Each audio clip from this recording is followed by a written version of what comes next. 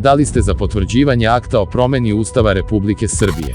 U najvažnijim pravosudnim institucijama u Republici Srbiji su ljudi koje je ova vlast izabrala nezakonito. To su i nestručni i nekompetentni ljudi.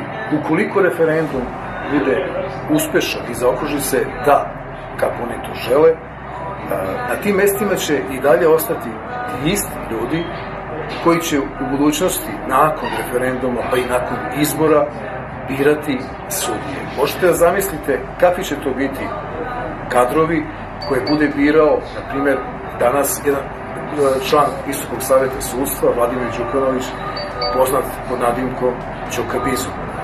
Između ostalog, tu će biti i ministarka pravde, ona je takođe u Visokom savetu sudstva. Referendum za promenu Ustava je još samo jedna prilika da se razobreči karakter ove vlasti, odnosno da se ne pruži podrška predloženim ustavnim rešenjima, pre svega iz tog razloga što predložene ustavna rešenja nisu doneta širim konsenzusom svih političkih aktera ili društva u celini, već samo voljom jedne ili dve partije.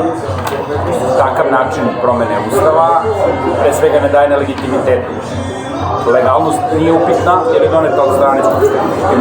Mi imamo jedinu u Evropi Skupštinu bez opozicije, koja nije mogla ni na koji način da učestvuje u ovim promenama Ustava, već su ove promene Ustava isključivo, predložene promene Ustava isključivo i jedino volja jedne ili dve stranke. Predsednici svih hijerarhijskih instanci u pravosudnom sistemu, od osnovnih sudova preko višeg suda do Vrhovnog kasacionog suda, a naravno i Ustavnog suda, su osobe koje je direktno na ta mesta postavio Aleksandar Vučić.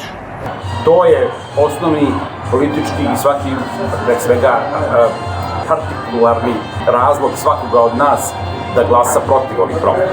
Pa kada se steknu politički uslovi, demokratski standardi, da se obavi ozbiljna javna rasprava na temu promene Ustava u okviru parlamenta koji je legitiman i koji zastupa i manjinu i većinu u ovom društvu, u tom trenutku će se steći većina i steći politički uslovi za promenu Ustava, možda čak i drugačije rešenje od ovog koje je sad predloženo.